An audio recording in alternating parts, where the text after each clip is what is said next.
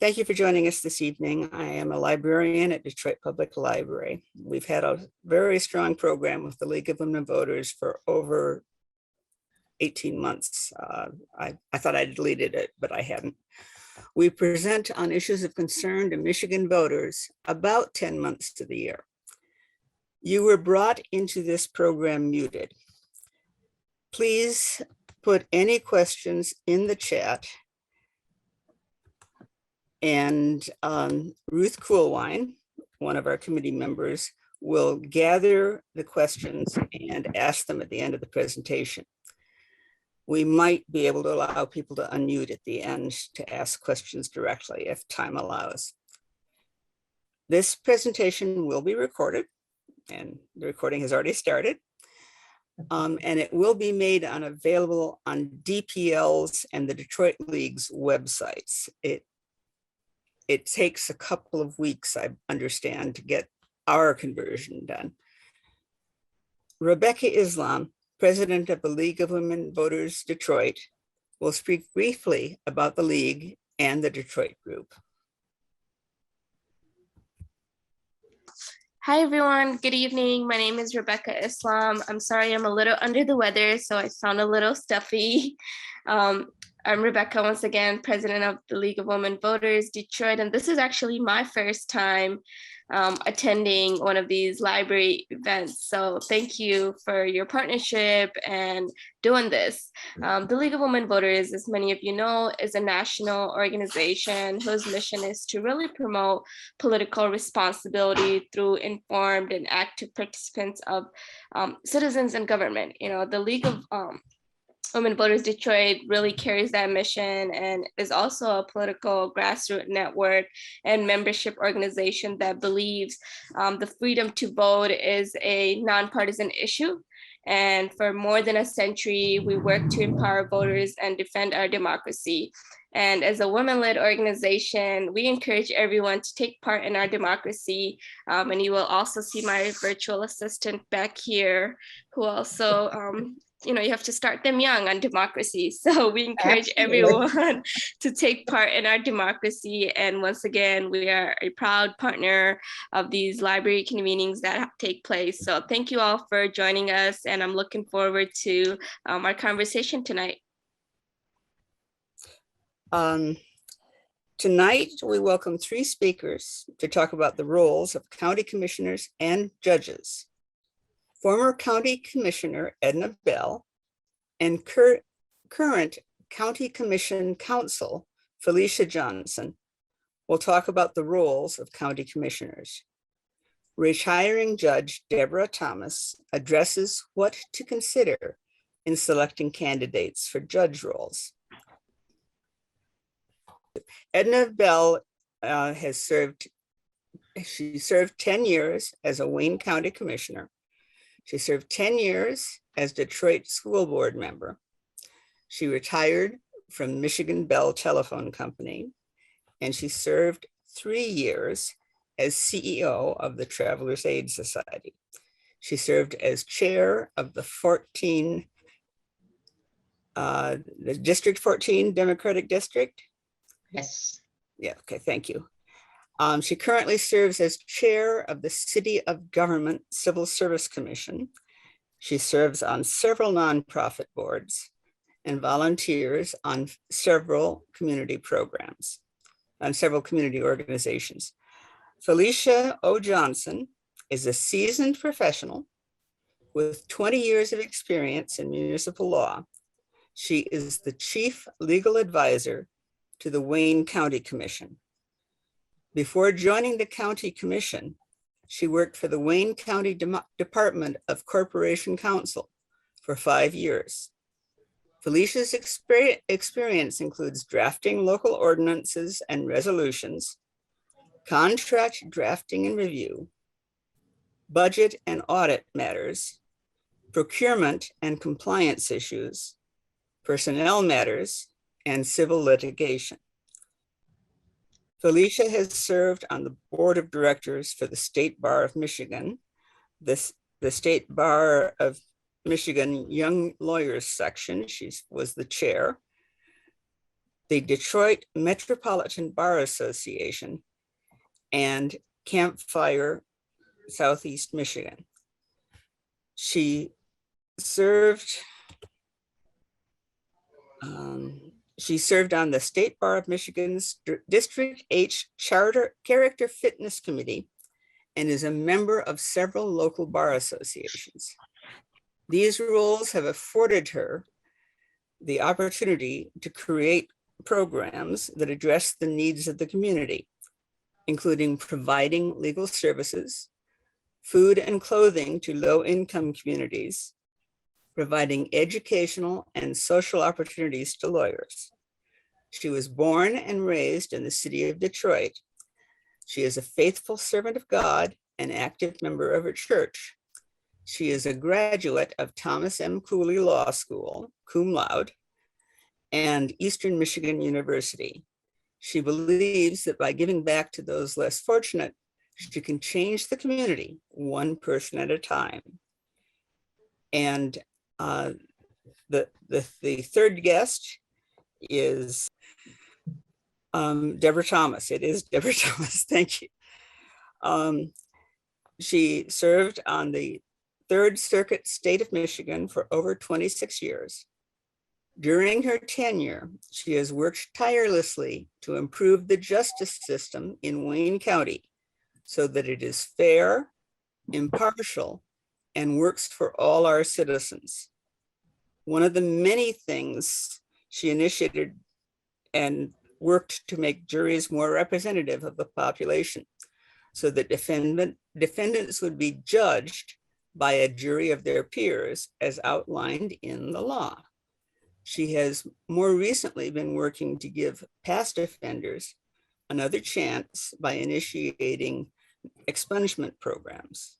She worked on the creation of Veterans Court, was involved in a lawsuit to make airlines meet with ADA regulations.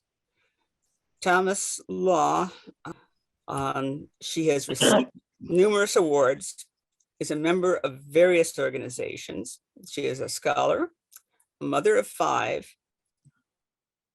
and her awards include the Spirit of Detroit Award, the Silver Key American Bar Association, Outstanding Achievement Award from the Michigan Women's Foundation, Mizell Sowell Eagle Award. She was an honoree by the Benai and Brith Barristers Bar Association, and she has certificates of achievement from the Homeless Fighters Program and Kettering High School Community Council. And she is involved in multiple organizations, and I think it's probably better if I don't try to list them. Well, no, it's useful information, but I think I've used a lot of time here.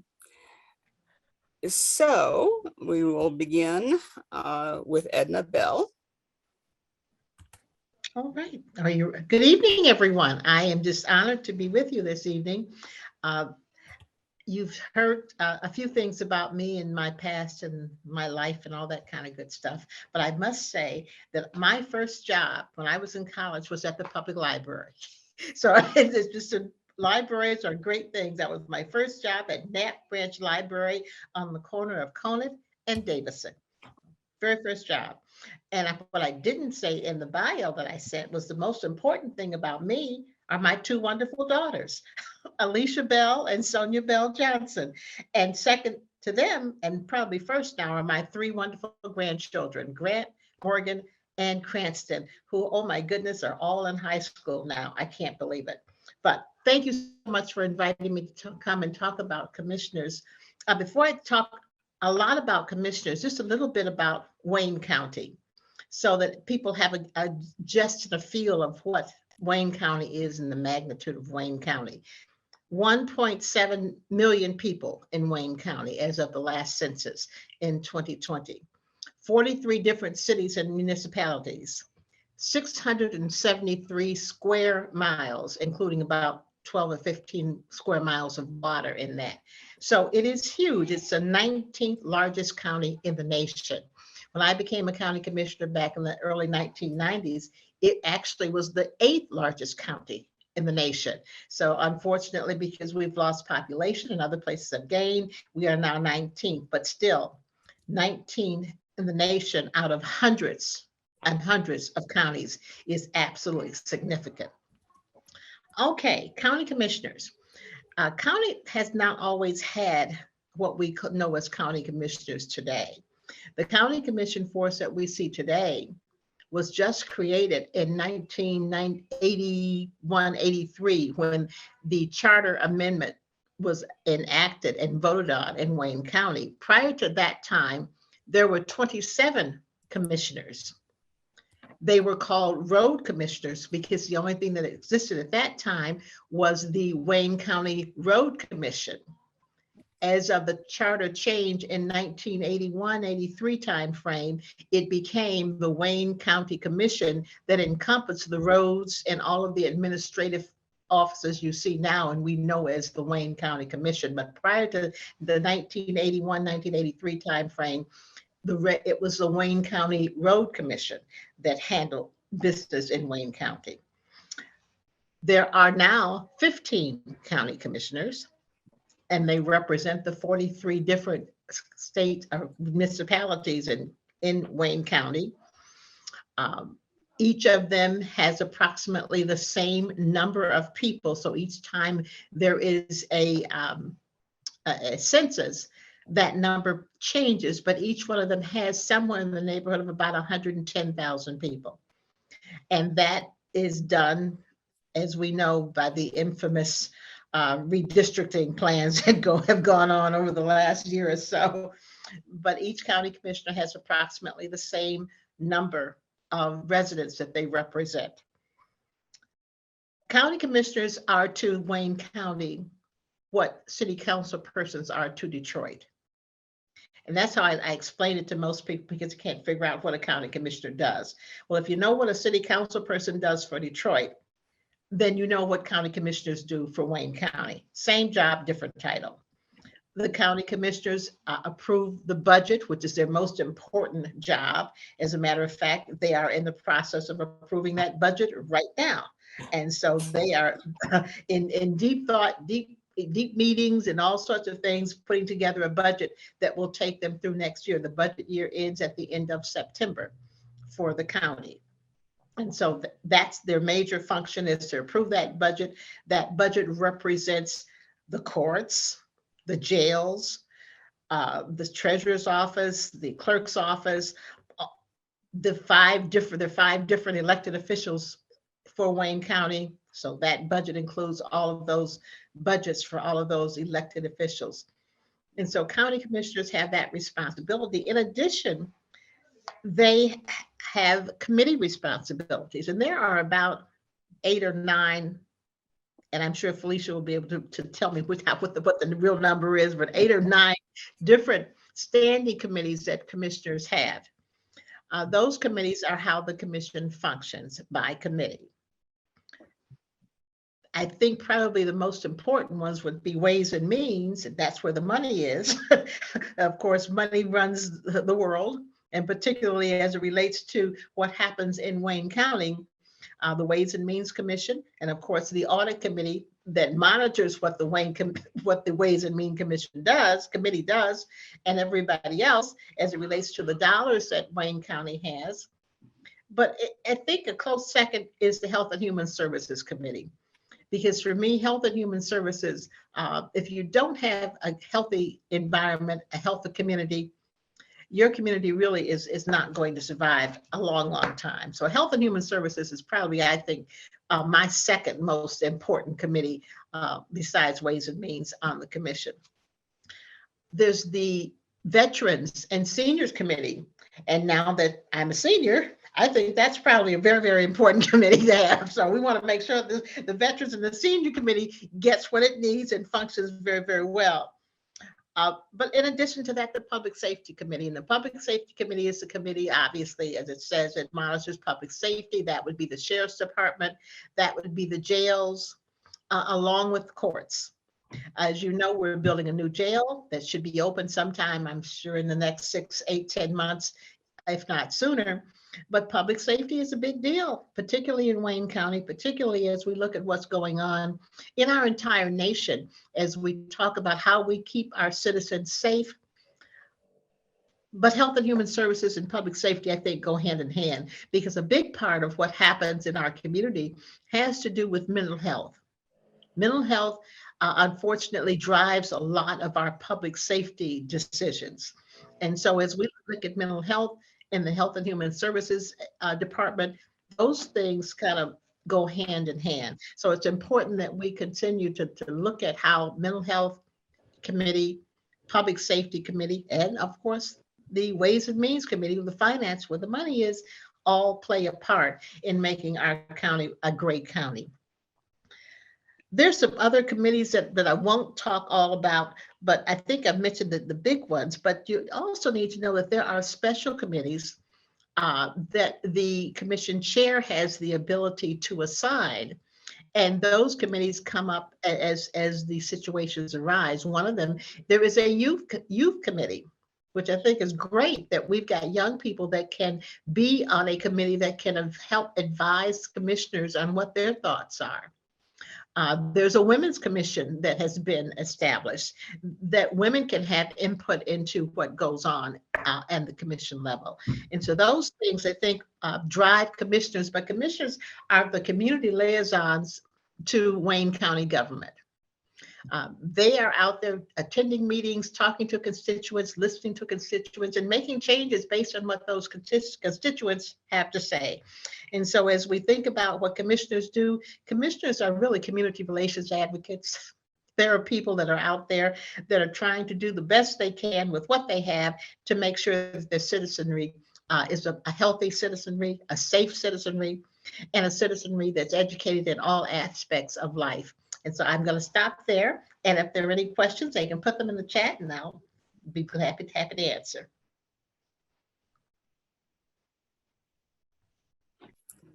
Our next speaker is Felicia Johnson.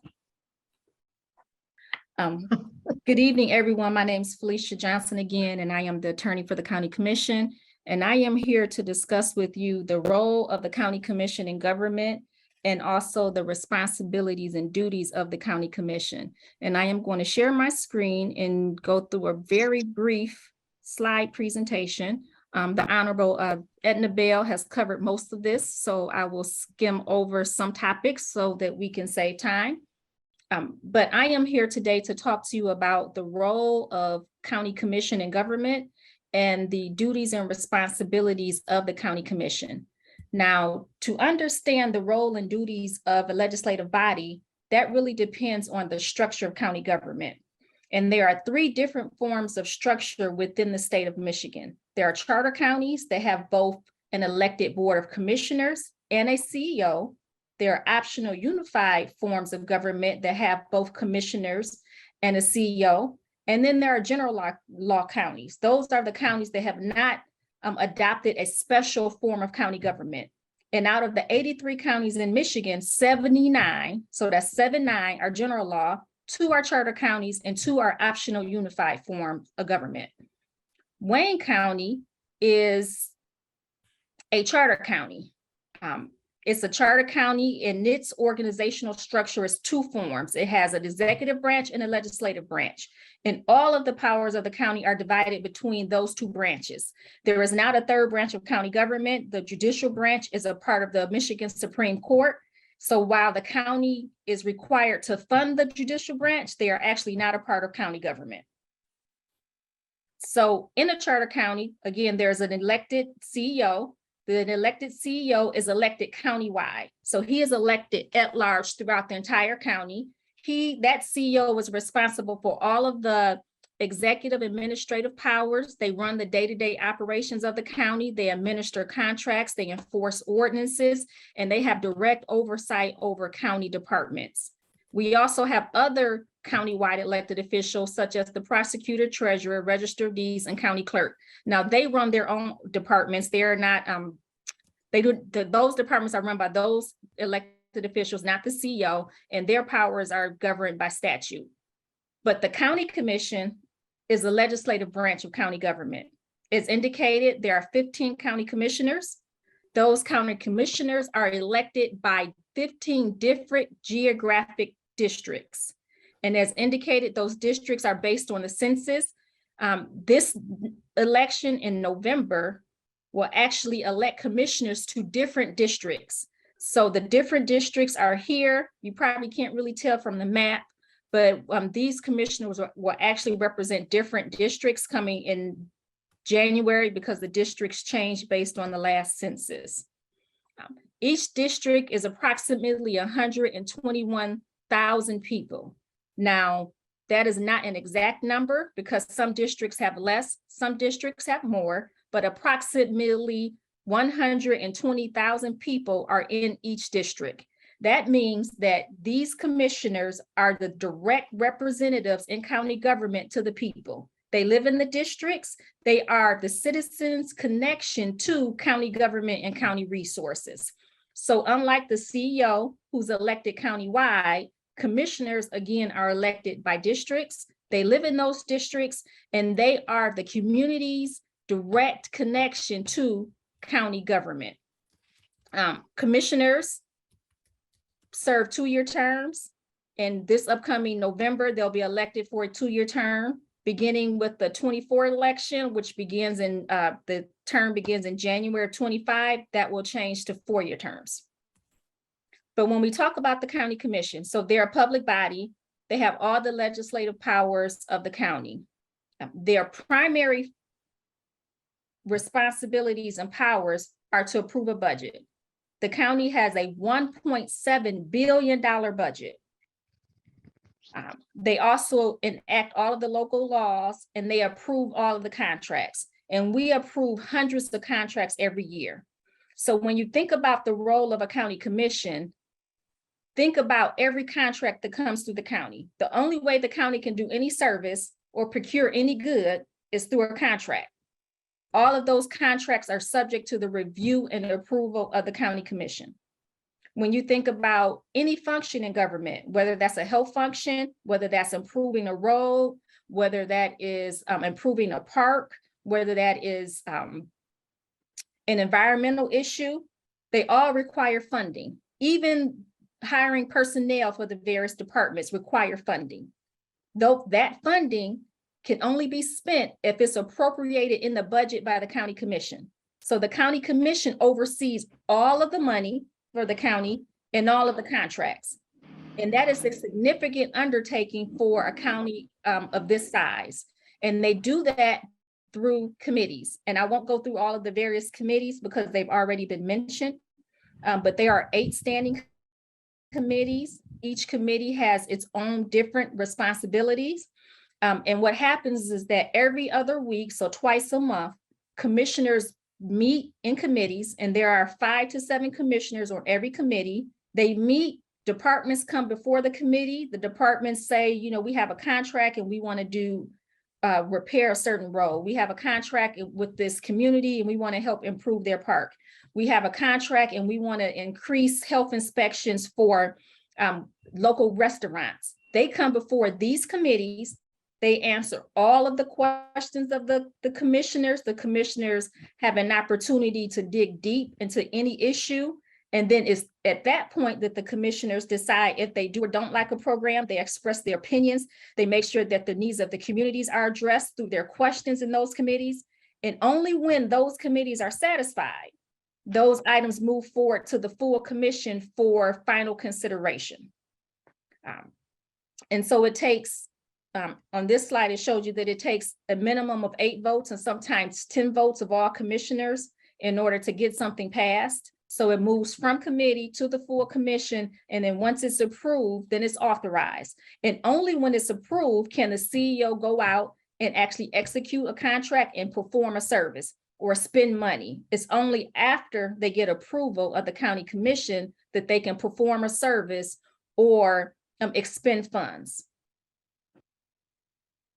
Now, I talked about contracts of a commissioner. I talked about approving all the funding. But if we want to dig deep into what a commissioner does on a regular basis, and I'm sure former Commissioner Bell can chime in here, some of the activities of a commissioner They collaborate with county departments and other elected officials to help prioritize programs and spending. So they are in the mix of all the conversations regarding the programs that happen in the county and how much money will be allocated to spend on all of those programs. We have a auditor general, and that auditor general goes in every county department, including the CEO's office, the prosecutor, every county department, and they actually audit and review their operations, and they come up with recommendations. And our auditor general has saved the county millions of dollars based on those reviews. Several changes have been made based on the auditor general to help with efficiencies in the county, and that all happens through the county commission. County commissioners every year allocate money for park and recreation projects.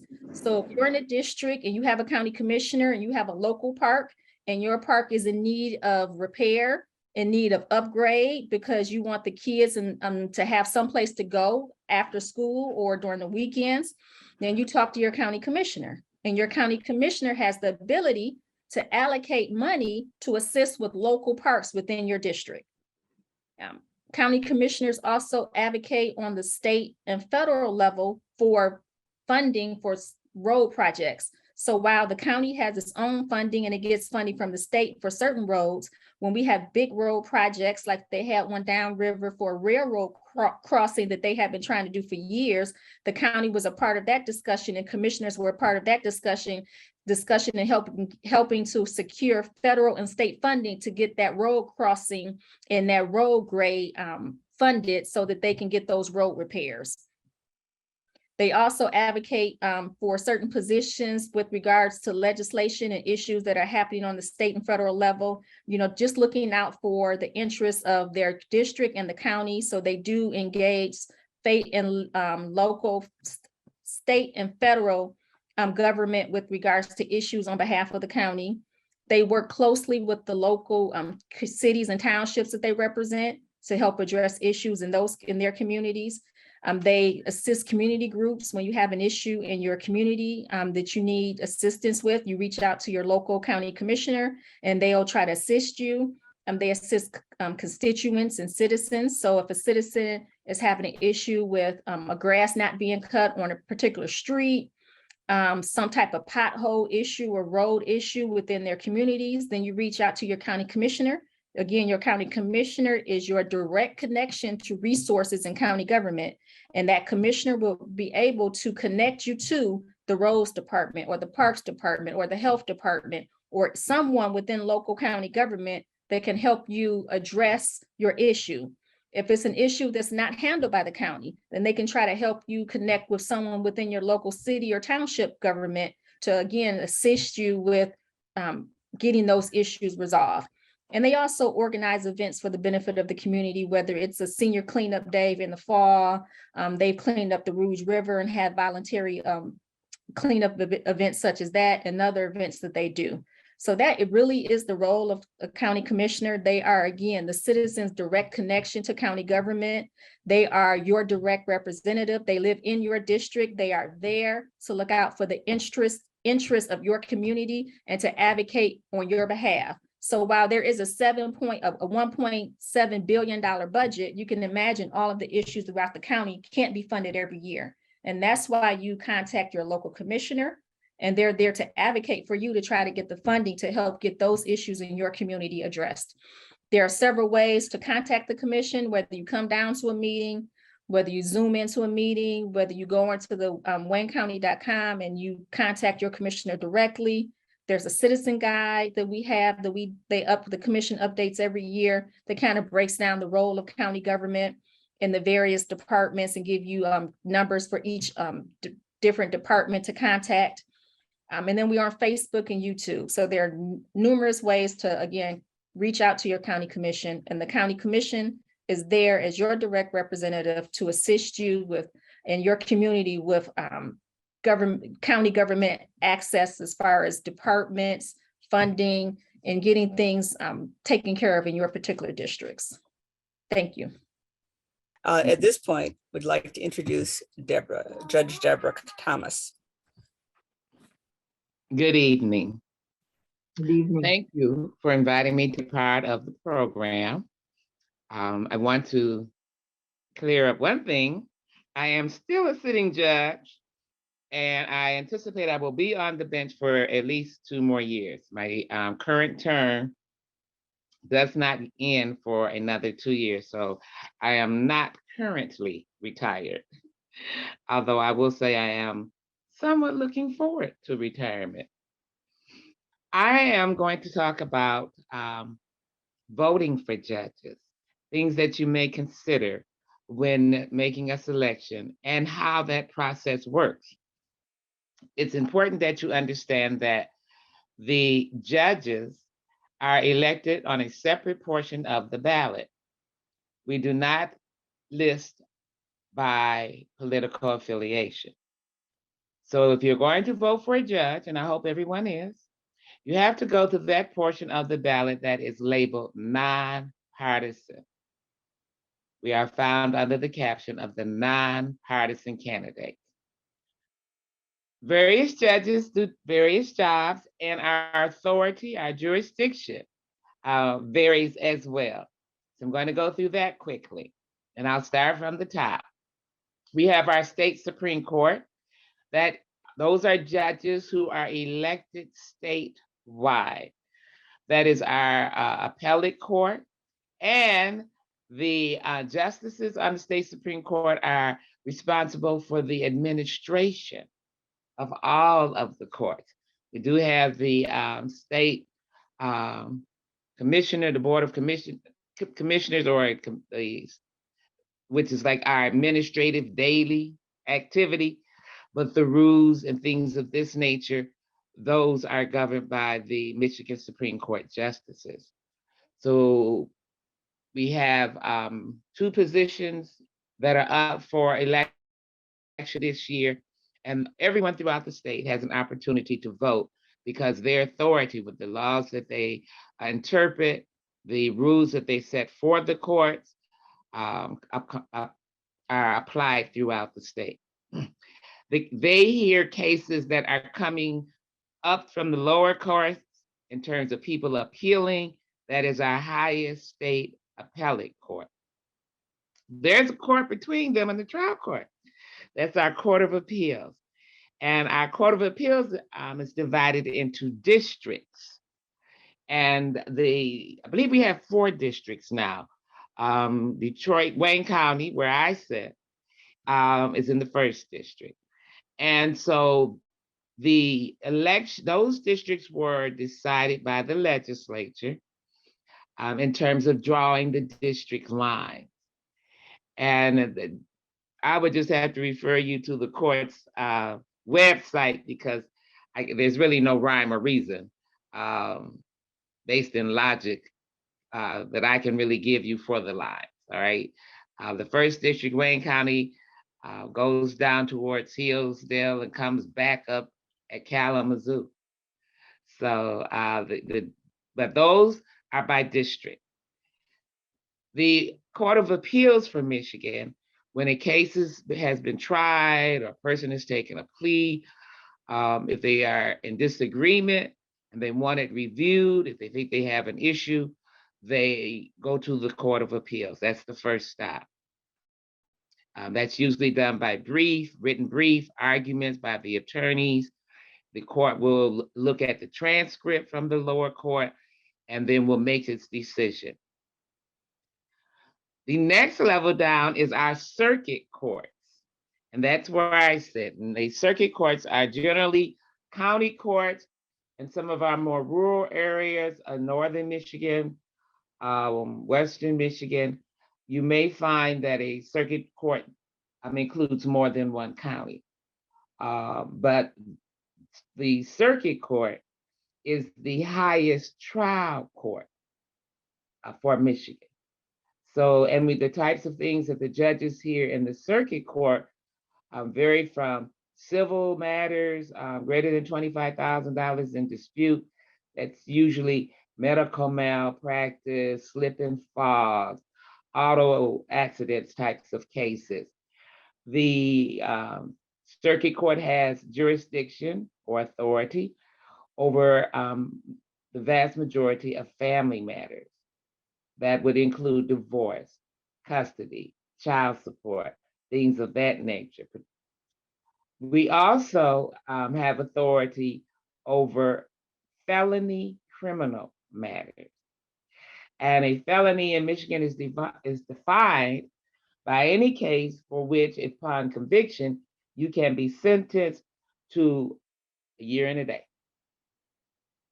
If you can get more than a year and a day by law, then that's considered to be a felony. So the county courts, the circuit courts, the highest trial court, we hear the felony cases. It's a trial court. And keep that in mind when you are deciding who you want to vote for to sit in that court. It's a different process than on the other two courts I've already discussed. Your appellate courts are basically a review of what went on in the trial court, and it's based on arguments on law. And so might look for different skills for the individuals that you're going to vote for on our two appellate courts. The fourth court would be our district court, and the district courts are our city courts. And sometimes you will find that maybe more than one city is heard in a single district court. The cities may be small enough that they pull, they have one judge that hears from two different cities. That is not uncommon. The district courts, being the city courts, that's where you have your traffic cases are heard, your misdemeanor cases are heard, landlord-tenant. Your landlord-tenant cases are all heard in the district court. Well, how do I know who to vote for? One of the guides that I've always given to people is to, first, you must understand that every attorney who is, and you have to be an attorney in order to become a judge. And believe it or not, that's not true in every state. But in Michigan, you have to be an attorney to become a judge. You have to have been licensed for 5 years before you can be appointed or elected to a seat. Being licensed for 5 years does not necessarily mean you've been practicing for 5 years. So you may want to look at the person's resume, their campaign card, to get information in terms of, well, just how long have you been licensed? And did you practice law? And what type of law did you practice? Did you ever go into a trial court? Have you tried a case? Were you an attorney who simply reviewed, and I don't mean to diminish the importance, but perhaps this particular attorney reviewed contracts and never actually stepped foot into a courtroom. So you want to look at those types of skills. The temperament of individuals. I am not in any way suggesting that you should go to a forum and see if you can set the candidate off by agitating and irritating. No. But you do want to see if the person is active within the community. And by looking at their community activity, you will discover what is important to that individual. What organizations do they belong to? How that's an indicator. People, attorneys, choose where they want to work. So you may want to look at their employment history. Did they work for legal aid or did they work for a large corporation? Is that important to you? Have their past employments been solely with the prosecutor's office, or did they do general practice of law as well? Do they know anything about family law? Is that important to you? So in determining who you want to vote for, try to glean information about their past employment choices, the organizations that they have worked in, especially Have they volunteered with any organization? Are you looking for a person who is willing to give up their time and not receive money in exchange? Or do you think that whole concept is foolish? So these are the things that you can glean by looking at a person's resume, by looking at any campaign literature, sometimes by the organizations that has endorsed that candidate. I'm going to make it quick. We only have 10 more minutes, I see. One other thing that is important when you vote for judges, the ballot will say you can vote up to a certain number of positions. By way of example, there may be 10 judgeships that are up for election, and there may only be 10 candidates. You don't have to vote for all 10. You can vote for the ones you want. There may be candidates who were appointed to a judgeship and they have to run to complete the remainder of the term. The term for elections are 6 years, with the exception of the Supreme Court, which is 8 years. So then you may have 6 people running for 3 positions, but you only want to vote for the one because that's the only one you know anything about. That's possible. So you have to keep that in mind. I think that's about it. That's if we're going to leave time for questions. Thank you. So the first question is for Edna, and it's about how much time do commissioners spend on research and writing proposals outside of all of the meetings you have each week?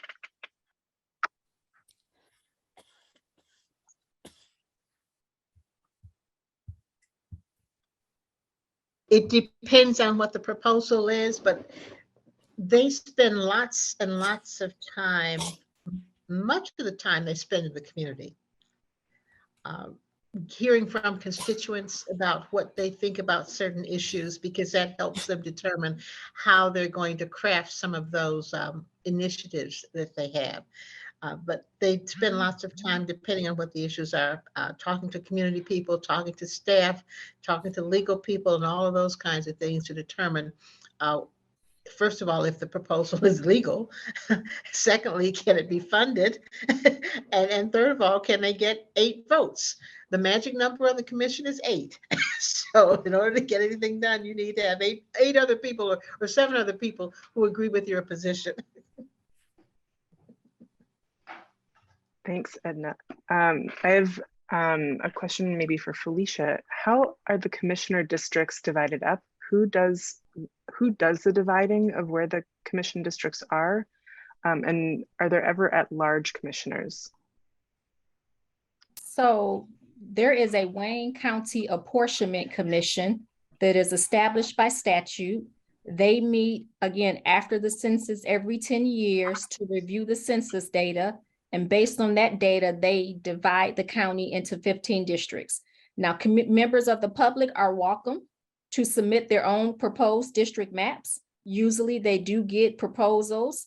They consider all of the proposals. They may come up with their own proposal. And after a series of meetings and discussions, they vote on how to divide the county to try to make each district have roughly the same population, but it's up to the Apportionment Commission. Thank you. Another quick question for you, Felicia. We had a request if you would mind sharing that PowerPoint that you made, maybe as a PDF or as a link here for review after this meeting. Okay, can I just, you said, is there's a link or just email you? How do I do You could, that?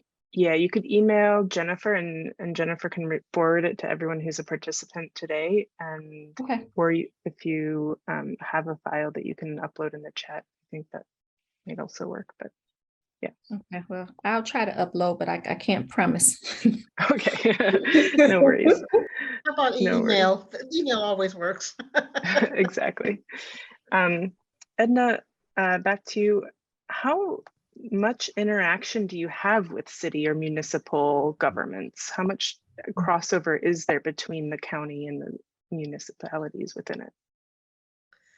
Much of the relationship is with particular, for instance, the 7th district, it's what it was called when I was the county commissioner. I worked a lot with the city council person who represented that district, the state representative and the senator who represented that district. So there is a lot of crossover because oftentimes constituents don't know whether it's a city or the county they ought to be calling. So oftentimes they'll call the county for something that's really a city responsibility. And so you work across lines to get that person to whoever they need to solve their problem. So there's daily interaction actually between the governmental agencies. Yeah, I bet. Sounds like, thank you. Another question for Judge Thomas. So does the Detroit Bar Association still give ratings on judges? And besides 411, vote411.org, what are there ways that, or are there places to find out about judicial candidates that you can recommend? The Detroit Bar Association does continue to do ratings.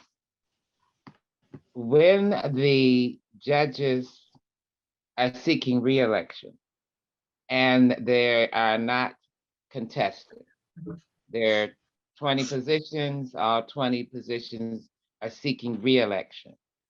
The sitting judges are going to be automatically re-elected. And so that being the case, we do not participate oftentimes in the screenings that may occur with the various bar associations, the League of Women Voters, who do an excellent job, by the way, because they're going to be automatic re-elect. If there are challengers, in a race, there's 4 positions, there are 8 candidates, then you're more inclined to have the candidates participate with the Detroit Bar and others.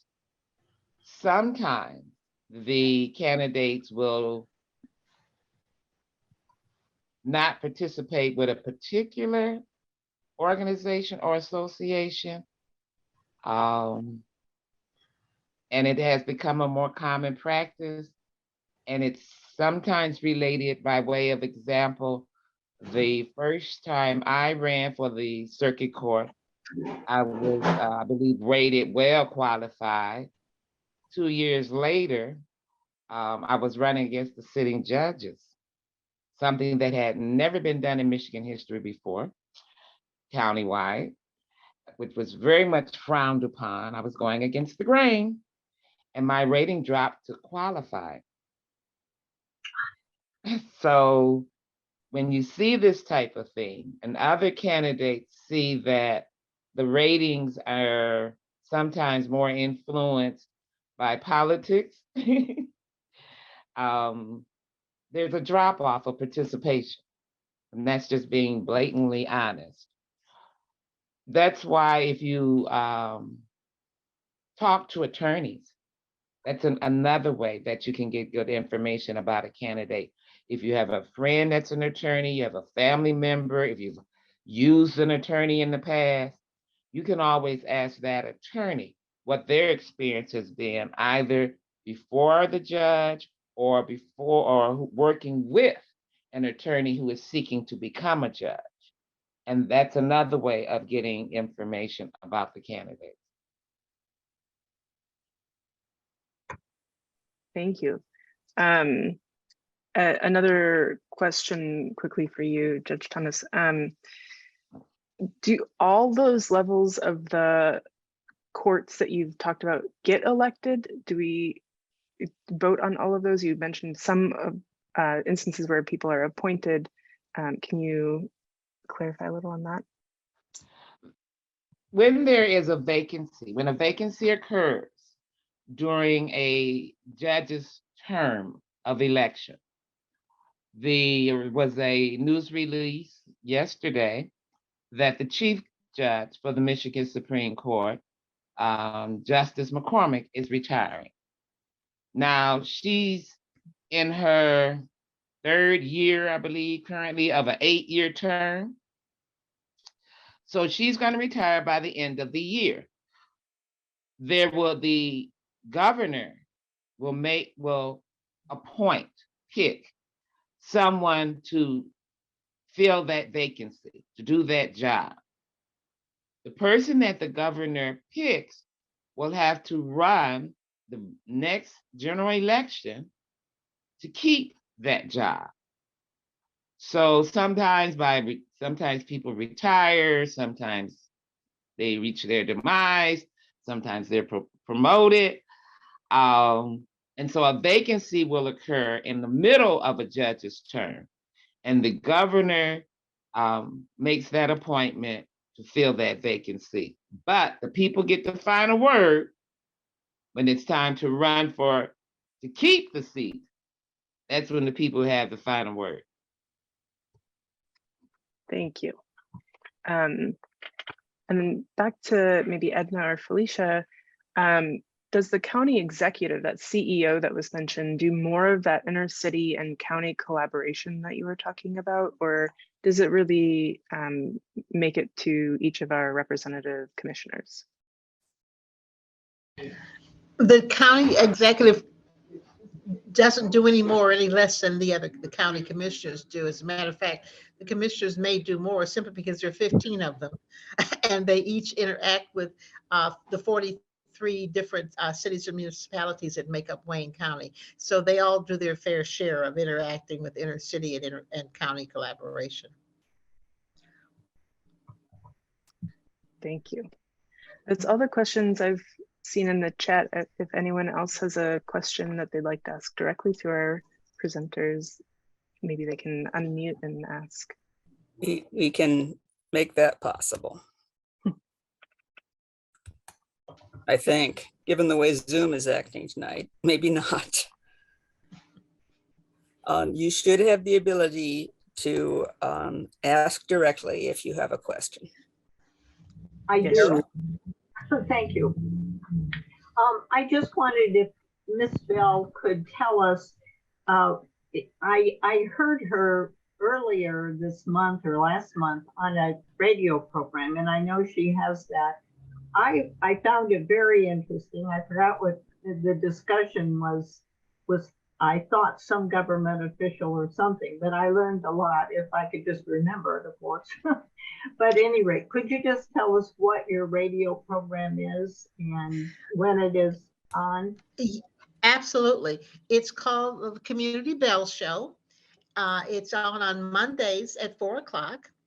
And it is I just talk about community stuff and have guests on to talk about all sorts of issues. Had a guest on, as a matter of fact, yesterday, a vice president of the Detroit School Board, to talk about a mental health conference that the school system is sponsoring on the 27th of September. So important. So they'll have mental health professionals to talk to parents and teachers and children also, but mostly parents and teachers and staff about mental health issues, concerns, how they can mitigate them, what kind of services they'll be providing, and what they can do to help young people and staff and parents deal with many of the mental health issues that are probably have been there, but have been more exacerbated because of the last 2 years of COVID. So that show is on Mondays at 4 o'clock. It's called the Community Bell Show. It is on a station that's owned by a Black woman. Her name is Sandy Rose. The station call letters are WVTC, Radio Detroit. And WVTC stands for Winning Victories Through Christ. And I'm just happy to announce that we have just won a Stellar Award for being the best radio show in our market. We picked up that Stellar Award in Atlanta at the Stellar Awards presentation about a month ago. And so we're just excited that we were chosen and voted on by our listeners as being one of the best radio shows in our market in the areas. Actually, in our market, period. So, won a Stellar Award. So we're just real excited about that. Thank you. I had no idea. I was not set up to ask you about this. It really was worth listening to. So thank you. Well, and I'm glad you heard us. That makes me feel good that we've got people listening. Thank you. I So see. WVTC Detroit is the station, WVTC Radio Detroit. Okay, I see that Ms. Johnson has posted her document. We'll try to send it to everyone who attended at the beginning. Our next regular presentation will be October 11th at 6 o'clock. This is Eric Lufer of Citizens Research Council of Michigan. We'll discuss ballot initiatives that will be on the November ballot. Very interesting after the cliffhangers we've had. Yes. And if you're interested in astronomy, we have an astronomy program coming up. It's the 4th Tuesday of the month. And I have just put the Eventbrite link in. And I put the link to the library's YouTube site, but certainly once we get things online, I will share with the league. And so then it will be available there as well. Are there any other questions? All right. I have one more if I can ask it. I'm sorry. Would either Ms. Bell or Ms. Johnson answer, I mean, what would make a good commissioner? I mean, what do you suggest? It's similar to what Ms. Thomas said, Judge Thomas, about judges. I mean, is there, I know it's different. These are community people that are more in the, you know, have to get out there and let us know they're running. So they're more known. Yeah, I would say, first of all, someone who knows their community and has exhibited actions in the past that say, I work in this community, I know this community, you can trust me. I've been working for a long time. I'm not a Johnny come lately or new to the position or new to the community. Someone who knows the community, they know that person, but also someone who has some kind of expertise in some of those areas. For instance, when I ran for commission, I had some expertise in finance because the position I had at Michigan Bell, I ran an operation that had a $2 million budget. So I understood finance and budgets and so on. But I also had 200 people working for me. So I understood how to deal with people, how to work with people, and the fact that you need to listen to people. So there are those kinds of things that are important to someone who would be seeking that position, that they've had some experiences in either their work career or their community career, or their life career, that would say, I can work with people, I can understand the process, I can understand finance, I can read, write, and compute, which is what we often hear, but a kind of person who is well-rounded enough to be able to listen to people, to work with people, and to understand people, and not be as, you can't be thin-skinned if you're going to be an elected official. You've got to be able to listen to people shout, scream, jump, holler, and not get personally offended, because most of the time they aren't mad at you. It's some situation they're mad at. So you got to be able to listen to people and be able to work with people. Thank you. Okay, well, thank you everyone for coming this evening.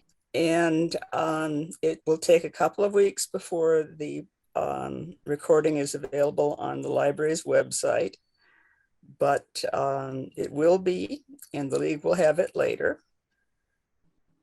So thank you all for attending. Yeah. Thank you so much for the invitation. Thank you all. Thank Take you. care. Thank Have a you. good evening. It's very interesting. Take care. Bye. Good night.